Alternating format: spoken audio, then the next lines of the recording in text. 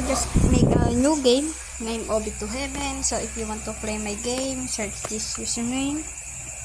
Search my username, GamerRobot1234, and go into people and this here. And if you're done going here, you need to go here and press the immigration.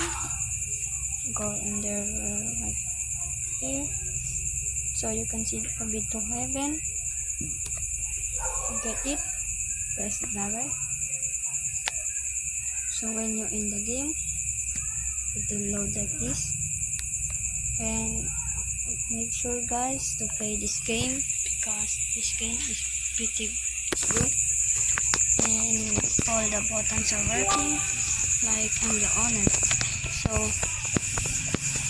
when there is a project on, so you, and this feedback, so you will not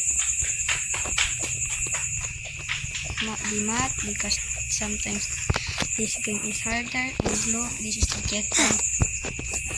So that the checkpoint will spawn and you will spawn here too. And this game is pretty easy to boys. So let me start the flag, get the flag too. Alright. Someone go in the app. Let me go in my app in the lobby. So we're here. Oh shit. It's okay. So you can do slash hot dance.